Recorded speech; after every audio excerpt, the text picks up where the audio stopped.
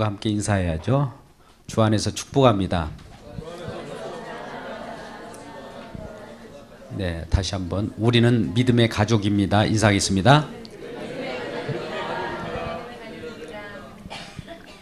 네, 5월 항상 가정의 달 첫 주 5월 8일 또 5월 5일 정도 되면 어떤 설교가 나올지를 우리가 다 뻔히 아는 사실이죠.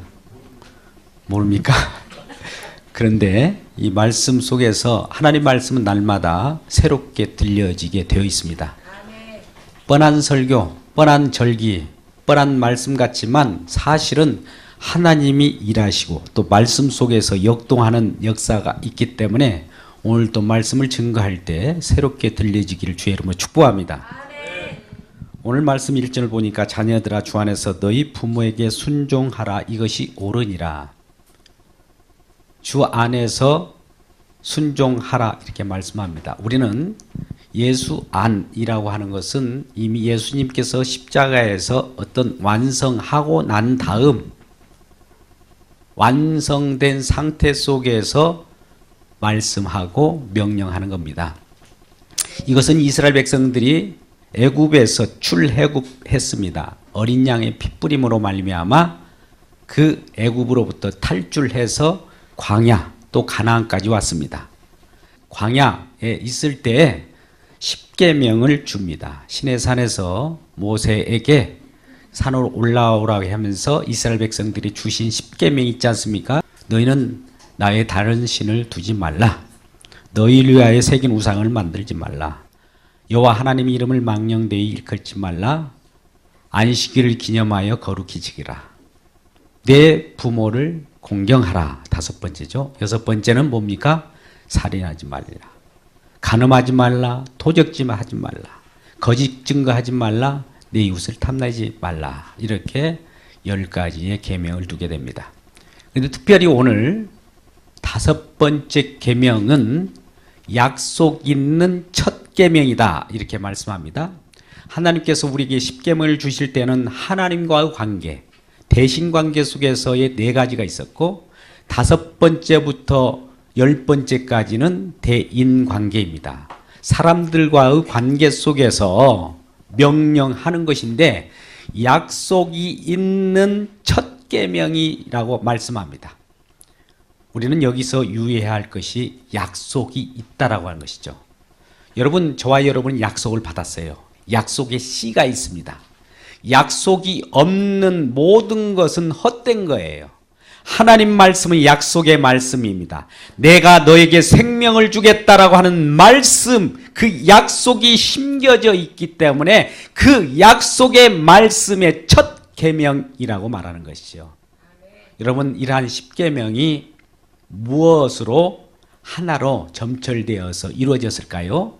우리는 갈라디아서 5장 14절에 온 율법은 하나에 이루어졌나니 온전히 이루어졌다고 말하죠. 그것은 바로 사랑입니다. 이 시간도 약속은 결국 사랑으로서 마지막 종결점을 찍는데 그 약속으로 오신 분이 우리에게 사랑을 주셨어요. 하나님께서 이 땅에 약속의 씨로 보내신 그 분이 예수 그리스도인데 예수 그리스도를 통하여 우리에게 나타나신 바 된 것은 사랑입니다. 사랑은 생명을 살리는 거예요. 생명을 살리는 것에 의해서 오늘 우리에게 명령하는 겁니다. 그래서 자녀들아 주 안에서 너희 부모에게 순종하라. 이 말씀은 주 안에서 너희 부모에게 순종할 이유는 부모님이 약속의 씨를 가지고 있기 때문에 그러므로 말미암아 부모에게 순종하라는 거예요.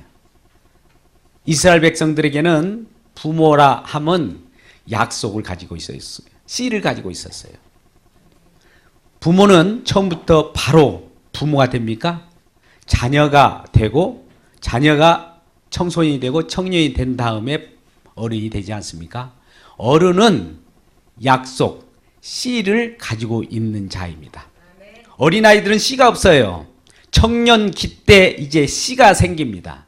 이런 씨가 점점 배하고 배태되어서 이제 자녀를 낳을 수 있는 성이 되어서 씨를 가지고 있기 때문에 이 씨가 부부가 결합하여 자녀를 낳게 될 때 이 씨가 심겨지는 이 모습, 이 씨는 장차 우리는 육신적, 생물학적 우리의 그 종족 번식이라는 씨라고 생각해서는 안 되고 이스라엘의 부모는 이 씨, 약속, 궁극적으로 오실 예수 그리스도를 전달하는 자가 부모라는 거예요. 그러니 부모님께서 말씀을 가지고 있고 말씀을 간직하고 있기 때문에 그 부모님을 순종하라는 겁니다. 우리는 부모, 육신의 부모도 존중히 여겨야 됩니다. 오늘날 효도라고 하는 것이 있습니다. 우리는 디모데후서 말세에 고통하는 때가 이르니 부모를 거역한다고 해요.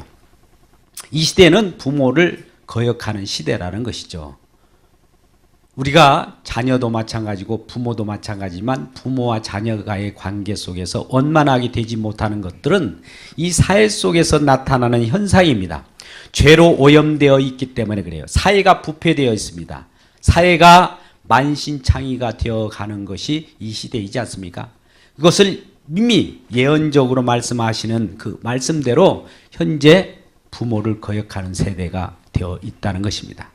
그런데 우리가 부모에게 순종해야 될 의무, 책무는 바로 그가 말씀을 가지고 있었다는 것이죠. 그러니 부모의 또 책무는 무엇입니까? 씨를 가지고 있어야 부모입니다. 씨가 없으면 부모가 아니죠. 그러니 저와 여러분 부모 된 여러분이요, 씨라고 하는 것은 말씀입니다. 말씀을 가지고 있을 때에 자녀들이 그 말씀을 듣기 위하여 부모에게 순종해야 한다는 말씀을 오늘 저와 여러분에게 말하는 것입니다. 그래서 구약 이스라엘 아비의 역할은 씨를 생성해야 됩니다. 또한 씨를 출산해야 됩니다. 뿐만 아니라 씨를 전달해야 할 책무가 있습니다. 그래서 부모는 말씀을 온몸에 두루 감고 살았어요. 신명기 11장 18절 말씀입니다. 시작. 이러므로 너희는 나의 이 말을 너희의 마음과 뜻에 두고 또 그것을 너희의 손목에 매어 기호를 삼고 너희 미간에 붙여 표를 삼으며. 네. 말씀을 부모님은 생활 속에서 항상 달고 다녀야 됩니다. 미간에, 손목에 온 하나님 말씀을 적어서 들어가도 나가도 그 말씀을 항상 익혀야 되는 것이죠. 이 말씀을 왜요? 부모님이 간직해야 되기 때문에. 그것이 첫째 부모의 책임입니다. 그래서 이 생명의 말씀을 부모님이 가지고 있기 때문에 이 말씀 때문에 부모님을 존중하고 공경하는 거예요. 그래서 주 안에서 공경하라고 하는 것은 부모가 말씀이 없으면 안 되는 겁니다. 이스라엘 백성들은 오로지 말씀 때문에 부모를 공경하라고 했다는 이 사실을 기억하고 감사하는 저와 여러분 되시기를 주의 이름으로 축복합니다. 효도와 그러면 어떻게 다를까요? 효도는 우리가 육신의 부모님을 위하여 부모님을 섬기는 차원이 이게 효도입니다. 그런데 부모 공경은 영생의 차원이에요. 생명과 관련돼 있기 때문에 부모를 공경하라고 하는 것입니다. 말씀을 간직하고 있는 부모님을 섬기는 것을 공경이라고 하는 거죠. 그러니 효도와 공경은 차원이 달라요.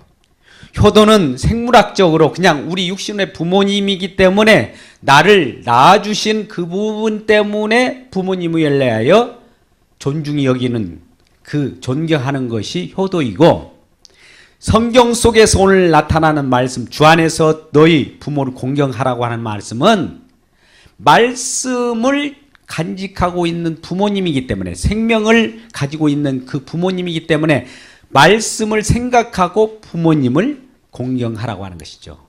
그러면 부모님은 그 생명의 말씀을 자녀에게 주게 되겠죠. 같은 맥락입니다. 육신의 부모는 씨를 가지고 있어요. 육신의 씨를 통해서 자녀를 양산합니다. 마찬가지로 믿음의 부모님은 약속의 씨를 가지고 있어요. 생명의 씨를 가지고 자녀에게 전달하는 것이죠. 믿음의 씨를 전달하는 이 두 차원 속에서 효도와 부모 공경이 달라지는 것입니다. 그래서 성경에서 부모라는 의미는 그 어원을 찾아보면 이런 말씀이 있어요. 부모 할 때 아버지는 아버지의 집이라는 뜻이 있습니다. 또 어머니는 아버지 집에서 말씀을 가르치는 것이라고 하는 것이죠. 그러니까 부모는 아버지 집에서 말씀을 가르치는 그 자체를 부모라고 합니다. 성경 속에서 나타나는 부모는 말 그대로 말씀이자 말씀을 또 먹고 마시고 말씀을 가르치는 그 자체인 것이죠. 아버지 집에서 말씀으로 이 땅에 오신 분이 계세요. 하늘나라는 말씀의 세계고 말씀의 집인 아버지가 계셨어요. 우리의 하나님이십니다. 그 하나님이 말씀으로 이 땅에 가르치기 위하여 보내신 분이 계시는데 그분이 예수 그리스도입니다. 아버지 하나님과 예수 그리스도는 부모의 관계이지요. 그렇다면 하나님 아버지를 가장 이 세상에서 존경하는 분이 누구이실까요? 저와 여러분입니까? 아닙니다.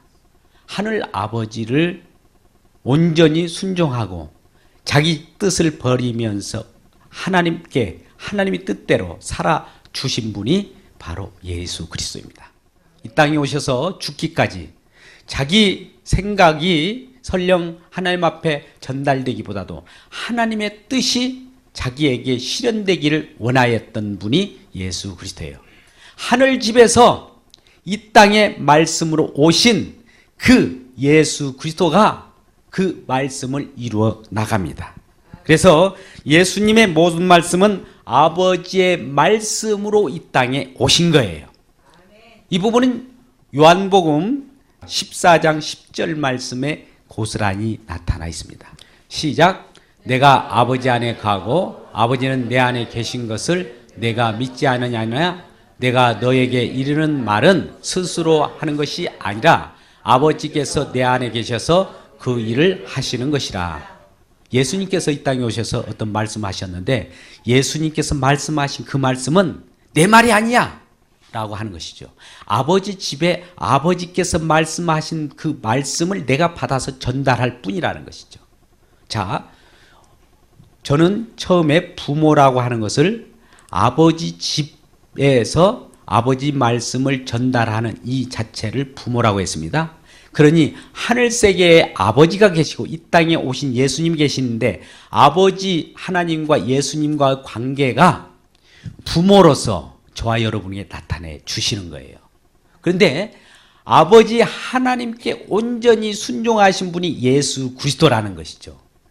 그 순종하는 것과 같이 너희가 예수를 믿고 이 땅에 살아간다면 주 안에서 내 부모에게 순종하라 라고 하는 것을 우리에게 말씀하신 것이죠. 왜요? 예수님께서 그렇게 하셨기 때문입니다. 그래서 2절에서는 내 아버지와 어머니를 공경하라. 이것이 약속이 있는 첫 계명이다. 이 계명을 주신 것은 약속 때문에 주신 거라는 거예요. 약속이 없이 그냥 부모를 공경하라.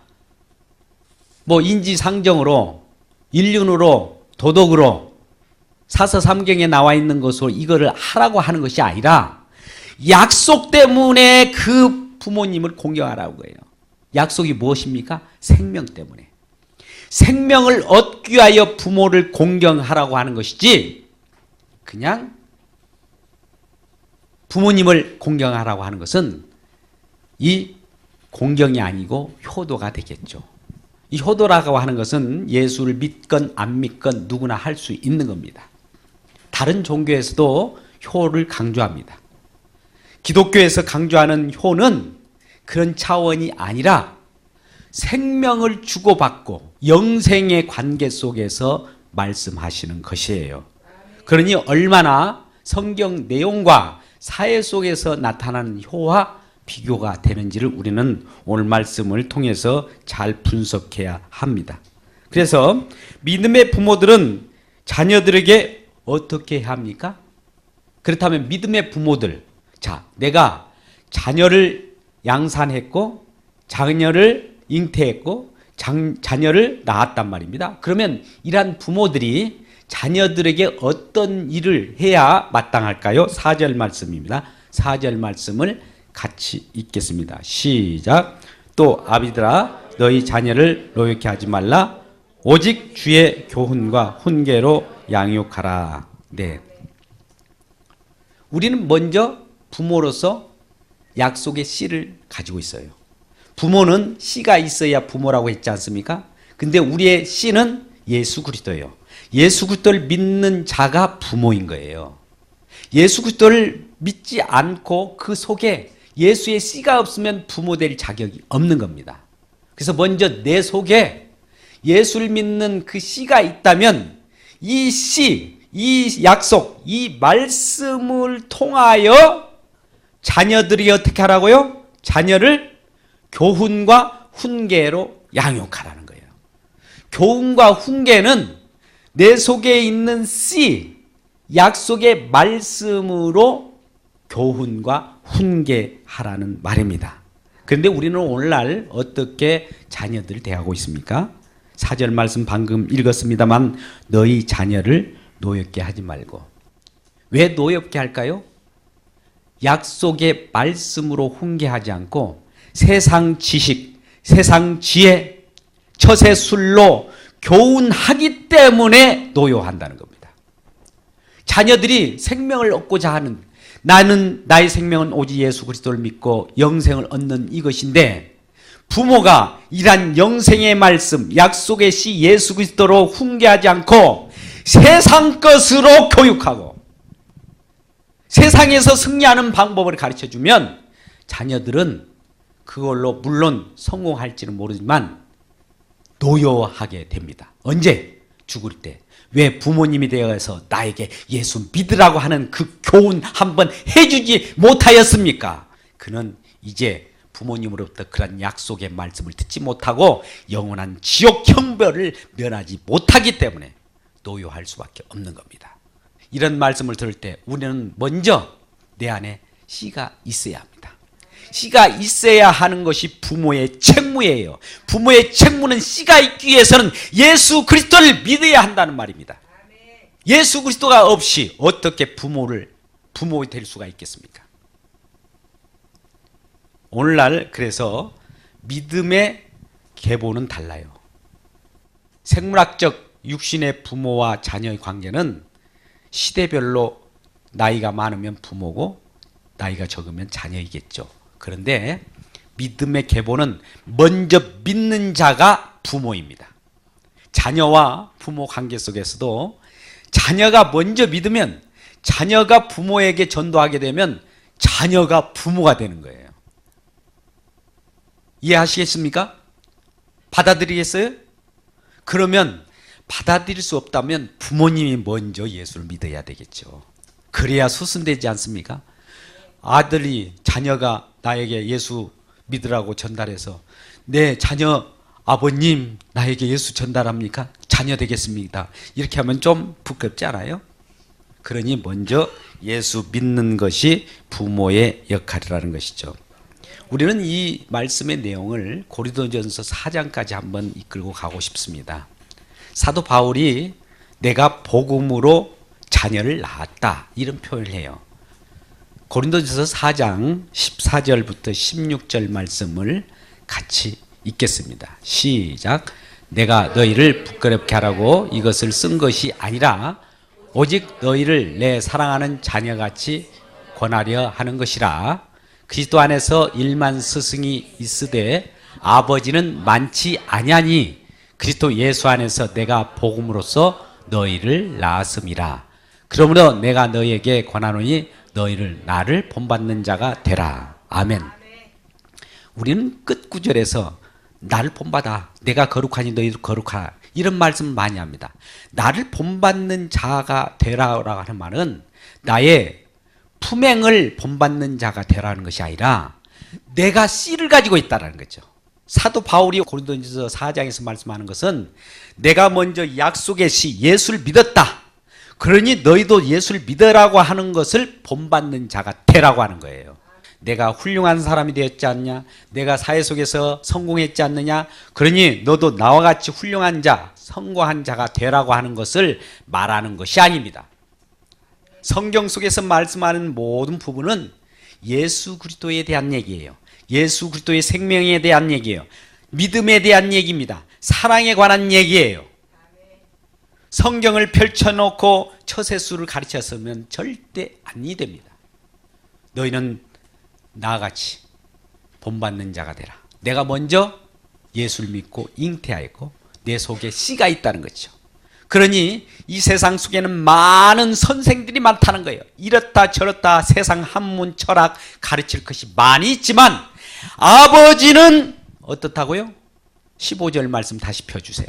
아버지 4장 15절 스승은 많되 아버지는 많지 않다. 여러분 왜 아버지가 많지 않습니까? 여기 아버지 많이 있잖아요. 성경 속의 아버지는 바로 복음을 전하는 자를 아버지라고 하는 거예요. 왜 복음을 전하는 자를 아버지라 할까요? 복음이 씨거든요. 씨를 가진 자가 부모라고 했잖아요. 아버지는 씨가 있어야 돼요. 씨가 없는데 어떻게 자녀들의 생명을 탄생시킵니까? 생명, 영원한 생명을 탄생시킬 수 있고 그 복음을 전하는 자가 진정한 아버지라는 겁니다. 그래서 사도 바울도 내가 너희를 낳았다. 내가 너희를 낳았다. 이렇게 말씀하는 겁니다.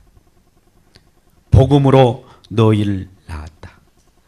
우리는 갈라디아서 3장 16절 말씀을 한번 보고 부모와 자녀, 자녀와 부모의 관계가 어떤 관계인가, 그럼으로써 결과적으로 우리는 믿음의 가족이 될 것인가 아닐 것인가를 판가름하는 지렛대로 삼기를 주의 이름으로 축복합니다. 시작. 이 약속들은 아브라함과 그 자손에게 말씀하신 것인데 여럿을 가르쳐 그 자손들이라 하지 아니하고 오직 한 사람을 가르쳐 내 자손이라 하셨으니 곧 그리스도라. 아멘. 그대로 펼쳐놓아 보세요. 자, 우리는 창세기 1장 28절 정도의 말씀 보면 하나님이 인간을 창조하시고 번성하라, 땅에 충만하라, 땅을 다스리라, 땅을 정복하라, 땅에 편만하라는 복을 주셨습니다. 번창의 복을 주셨어요. 그런데 이 번창의 약속이라고 했죠. 아까 우리가 약속 있는 첫 계명이라고 하면서 부모에 공경하라고 했습니다. 그 약속이 없는 첫 계명이 아니라 약속이 있다라고 하는 것은 생명을 주기 위한 계명이란 말씀이에요.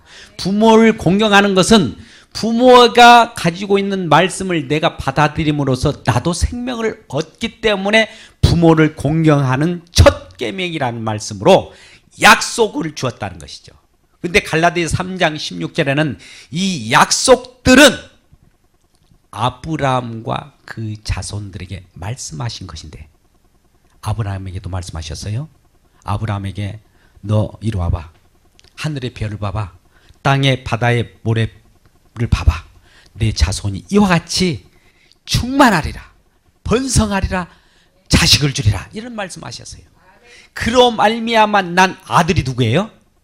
이스마엘입니까? 이삭입니까? 이삭이죠. 이스마엘은 자식은 자식인데 육신의 자식이에요. 씨가 없어요. 그런데 하늘의 씨로 약속으로 준 자식이 이삭이에요. 또 이삭은 마찬가지로 야곱에게, 야곱은 마찬가지로 그 후에 12지파에게 계속 약속을 뿌려 나갔던 겁니다. 그 약속은 생명을 주겠다고 하는 약속이에요. 그런데 이 약속이 많아질 거다. 이 약속으로 자손들이 많아질 건데 이 많은 자손들은 결과적으로 하나로 수렴이 됩니다. 그게 누구라고 할까요? 자손들 하지 않고 자손이라고 말하면서 한 사람을 꼭 집어내는데 그분이 누구예요? 예수 그리스도라는 거죠. 그러니 구약에서 자손 번창하라고 하는 내용은 번창하는 속에서 많은 사람들 속에서 결국 그 속에 예수가 있느냐를 찾아보는 거예요. 약속의 씨가 있는가를 찾아보는 거예요. 서 있는 사람은 오시오 나는 빈 의자 하면서 약속 있는 자를 찾아가지고 그 자리에 앉히려고 하는 거예요. 그게 갈라디아서 3장 16절의 말씀에 나온 바와 같이 구약을 수렴하는 겁니다. 그러면 그리스도 안에서 이제 다시 또 다른 새로운 씨들이 번창합니다. 이게 약속의 씨인 예수 그리스도로 말미암아 새로운 생명으로 탄생하는 일들이 벌어져요. 그가 예수 그리스도께서 십자가에서 죽으시고 부활하심으로 예수님은 부활의 첫 열매가 되고 저와 여러분은 그 후속 열매가 주렁주렁 열려가는 겁니다. 그러니 여러분, 한 미랄이 썩지 아니하면 그 미랄 그대로 있고 썩으면 많은 열매를 맺는다고 해요. 그러니까 첫 번째 약속의 씨, 그 미랄이 예수 그리스도인데, 예수 그리스도께서 십자가에서 죽으심으로 한 미랄이 썩어서 죽어서 그 부활하심으로 많은 이 세상에 너와 나 모든 자들이 예수 그리스도의 열매로 탄생하게 되어 가는 겁니다. 그래서 번창하는 이 예수 그리스도로 말미암아 수많은 열매가 열렸으니 예수 그리스도를 머리로 하여 열매 맺는 모든 자들이 모인 곳, 그것이 바로 교회입니다. 그래서 교회에 모인 자들은 예수 그리스도께서 우리를 양산해 냈고 우리를 출생하게 하셔서 새로운 생명으로 탄생한 자녀들이라는 거예요. 저와 여러분은 예수 그리스도로 말미암아 하나님의 자녀가 되는 권세가 주어졌습니다. 그런 예수를 믿는 저와 여러분은 하나님의 자녀입니다. 우리는 이 말씀의 내용을 베드로전서 말씀 속에서 구체적으로 실현되는 모습을 봅니다. 같이 읽겠습니다. 시작. 너희가 거듭난 것은 썩어질 씨로 된 것이 아니요 썩지 아니할 씨로 된 것이니 살아있고 항상 있는 하나님의 말씀으로 되었느니라. 복음이 말씀이에요. 말씀은 예수 그리스도예요. 자, 하늘에 하나님의 말씀의 집이 있었는데 그 말씀의 집에서 말씀이 이 땅으로 방문하셨습니다. 말씀이 육신 되신 그분이 예수 그리스도예요. 예수 그리스도가 이 땅에 심겨졌어요. 땅에 심겨진 씨예요. 씨가 복음입니다. 복음을 듣고 우리가 예수 그리스도를 믿고 하나님의 자녀가 되었을 때 부모님의 역할은 누가 했습니까? 복음을 전하는 자, 먼저 믿는 자, 예수 그리스도를 먼저 영접한 자가 부모이고 또 우리는 그의 자녀입니다. 그러니 부모들아, 자녀들을 노엽게 하지 말고 오직 교훈과 훈계로 양육하라. 설령 자녀들이 하나님의 말씀을 듣기를 싫어하거든 하나님 말씀으로 징계하라는 말씀만 있습니다. 히브리서 12장 6절, 7절, 8절 말씀을 보면 하나님의 자녀들은 징계를 받는다고 해요. 여러분, 징계받는다고 하니까 어떤 잘못을 해서 징계를 받는다기보다도 내가 하나님의 말씀으로 바르게 살고자 하는 자, 이 모습으로 만드는 것을 징계라고 해요. 징계받지 않는 자는 사생자라고 합니다. 하나님은 친아들을 친히 징계한다라고 히브리서 12장 7절 정도의 말씀이에요. 그러니 하나님의 말씀이 저와 여러분을 훈계할 때 때로는 우리를 징계하는 말씀처럼 들릴 수 있어요. 날마다 기쁨의 말씀일 수도 있겠지만 때에 따라서는 우리들을 경책하고 회개하라, 천국이 가까웠다, 하나님의 자녀들 된 여러분들이요 주님 앞에 무릎을 꿇고 주님 앞에 회개하십시오 라고 하는 징계의 말씀으로도 들릴 수 있다라는 것이죠. 그러면 징계의 말씀으로 들릴 때는 여러분 소스라치게 놀라지 말고 하나님이 우리를 살리시고 하나님이 자녀로서 다시 한번 너는 나의 자녀야 라고 하는 걸 확인시켜 준다는 말씀임을 기뻐하고 감사하는 저와 여러분 되시기를 주님의 이름으로 축복합니다. 아멘. 말씀의 결론을 맺습니다. 여러분, 부모는 누구입니까? 아버지는 누구입니까? 아버지 역할이 무엇이죠? 자녀들에게 복음을 증거하는 자입니다. 자녀들에게 이 세상 것 따뜻하게 먹이고 잘 해주는 것도 부모의 역할이지만 그것도 중요하지만 더욱 중요한 것은 자녀들에게 진정한 복음, 진정한 생명을 전달해서 자녀들을 그 하나님 말씀과 교훈으로 훈계로 양육할 때 자녀가 그 전달하는 부모님의 말씀을 들을 때, 부모님의 말씀을 들으려고 올 때 부모님은 공경을 받고 자녀들은 그 말씀을 받아 그 말씀이 나에게 씨가 되어서 배태될 때 이 자녀는 곧 이어서 청소년이 되고 청소년 청년이 되고 아비가 또 되어갑니다. 처음부터 아비가 될 수는 없어요. 어린아이부터 청소년, 청년, 어른이 되기까지 모든 과정은 하나님께서 양육하심을 알고 아비들아 자녀들을 주의 복음과 주의 훈계로 양육하고 자녀들아 이러한 양육하는 부모의 말씀을 듣기 위해서는 부모를 공경하라. 이것이 약속, 생명 있는 첫 계명이라 이렇게 말씀하시는 겁니다.